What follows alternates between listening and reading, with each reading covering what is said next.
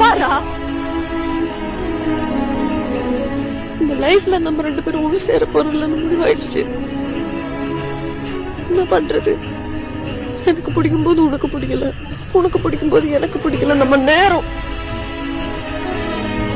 என்ன டைம் மிஷின்ல ஏறி போய் இதெல்லாம் மாத்தவும் முடியும்?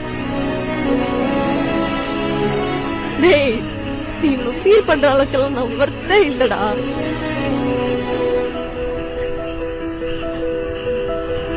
புரிஞ்சுக்கோட்டன், நீ லவ் ஃபெயிலியரை இப்ப போதையா பார்க்க ஆரம்பிச்சிட்ட. எந்த போதையா இருந்தாலும் அது மனுஷனை அழிச்சிடும். அது நமக்கு வேண்டாம், வேண்டாண்டா.